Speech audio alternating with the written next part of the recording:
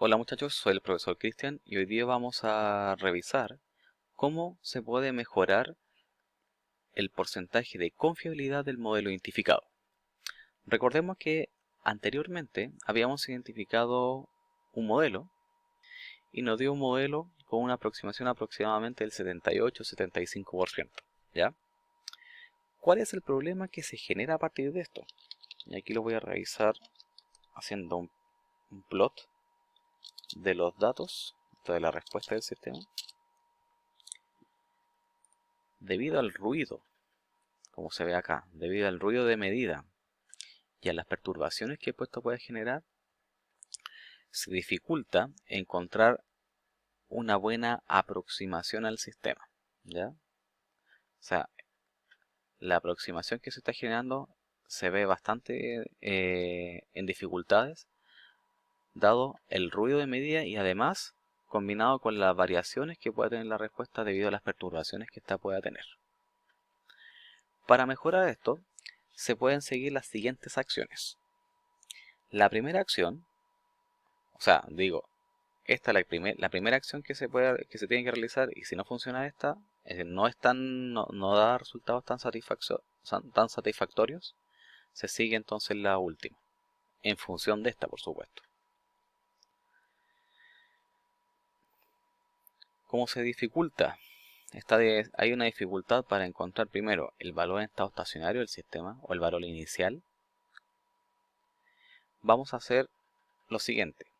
Vamos a hacer un desplazamiento con respecto al eje vertical, de tal forma que vamos a llevar toda esta información o toda esta respuesta a cero, tal que el sistema lo vamos a ver que parta desde cero, o del valor cero inicial. Para poder hacer esto, debido a que elegimos la primera curva, aquí voy a hacer un zoom, vamos a hacer un promedio de toda esta información, tal que esa media nos va a servir para hacer el desplazamiento de todos los datos. ¿Cómo lo voy a hacer acá? Voy a elegir un intervalo de tiempo como directriz para poder escalar los datos de la respuesta. Este intervalo de tiempo lo voy a elegir, por ejemplo, aquí voy a buscar, voy a elegir, para no dificultar esto, voy a elegir datos enteros, ¿ya? O sea, un intervalo de tiempo entero. Voy a elegir, por ejemplo, ustedes pueden ahí mejorar esto, ya. Voy a elegir primero entre 1529 hasta antes de que se inicie el escalón. ¿Cómo lo voy a hacer eso? Voy a hacer un plot de nuevo. Aquí entonces va a ser t con respecto a mi variable de entrada. Vamos a hacer el plot. Y aquí mi escalón voy a elegir intervalo de tiempo hasta antes que inicie. Ya, entonces voy a elegir, por ejemplo, voy a darle, por ejemplo, 1652. ¿Ya? Eso es lo que voy a hacer. Entonces voy a elegir un intervalo de tiempo entre 1529 segundos y 1652 segundos. Ya. Aquí voy a hacer un CLC. Para poder encontrar justamente lo que necesito, para poder hacer la media de esta respuesta, para poder restar y desplazar verticalmente la respuesta al valor i que está acá, hago lo siguiente. Tengo que primero, para poder seleccionar el intervalo de datos, aquí voy a mostrarles de nuevo la curva, para poder seleccionar el intervalo de datos que tengo que utilizar aquí para hacer el promedio y no utilizar todo el vector, tengo que buscar las posiciones, el valor de la posición vectorial que tiene cada dato, ¿ya? Por ejemplo, voy aquí, hago doble clic aquí en el workspace al vector de tiempo, y si ustedes se fijan aquí en la parte izquierda, está la posición de cada valor, la posición del vector, como la posición 1, posición 2, hasta la posición n. Si ustedes se fijan, es una cantidad muy grande de información, ¿ya? Que nos puede llevar bastante tiempo encontrar el dato que nosotros queremos. Como el intervalo de datos que quiero extraer lo hice con respecto al vector de tiempo, voy a hacer lo siguiente. Voy a utilizar el comando find para poder encontrar la posición vectorial. Y voy a hacer lo siguiente. Voy a decir que busque find del vector tiempo cuando el vector de tiempo sea igual a 1529. Por defecto, esta función va a arrojar como salida, frente a este argumento, la posición del vector. Entonces, la posición vectorial que da aquí, dio que era 190. Entonces voy a buscar aquí si se corresponde a lo que nosotros dijimos. Aquí voy a desplazar un poquito. Creo que no... Oh. No. Sí. Por aquí. Sí, es cierto lo que estoy diciendo. Claro. 1529 segundos corresponde a la posición vectorial 190. ¿Ya? Y hago lo mismo con el último valor de tiempo. 1652 tiene la posición vectorial 1420. Perfecto. Entonces aquí ya hemos situado las dos posiciones vectoriales que necesito para poder hacer esto. ¿Cómo lo hago aquí? Como son todos los datos de la misma dimensión,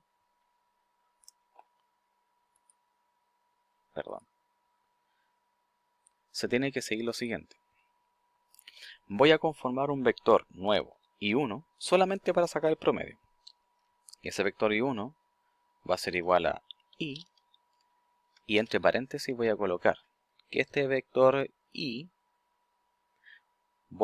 necesito la información entre 190, dos puntos, 1420. Entonces, ¿qué hice? Quiero del vector I todos los datos que están entre en la posición 190 y la posición 1420. Y lo guarde en un nuevo vector I1.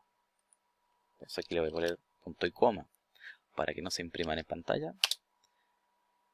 Y aquí me conformó el nuevo vector con esos datos seleccionados. Para poder sacar el promedio, voy a escribir min de I1. Entonces, aproximadamente el promedio de datos alrededor de esa trama, o ese rango, sería 13.4. Bien, ya sabemos cómo sacamos la información.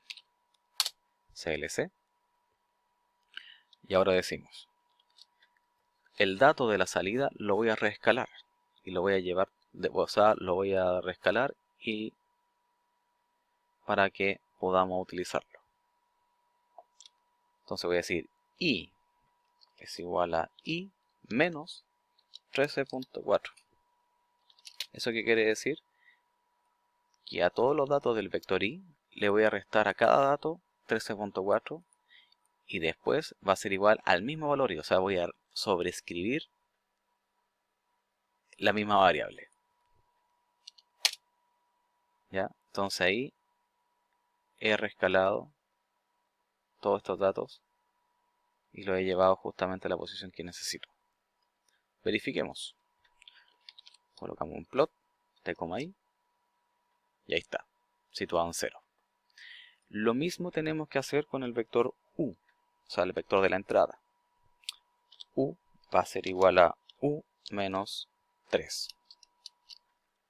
Aquí no necesité sacar ningún promedio porque el valor es constante, porque estamos en lazo abierto. Y ese valor siempre en todo instante de tiempo es 3, después varía a un valor hacia arriba, después lo varía a 3, por lo tanto no hay ninguna desvariación. Bien, con esto Con esto vamos entonces a IDE. Vamos a utilizar la forma actualizada que tiene. Aquí está. Y hacemos exactamente lo mismo que hicimos al principio. Importamos la información. Entonces aquí hacemos lo mismo. 01 del periodo muestreo. De ahí nos queda. Verificamos que está correctamente la información extraída. Si ustedes se fijan ahora, los datos parten desde 0. Y aquí también parte de 0. ¿Ya? Seleccionamos el rango de datos que quiero utilizar para poder identificar antes del escalón y antes de que finalice. Insertamos y actualizamos las casillas que están aquí con la información. Process Model.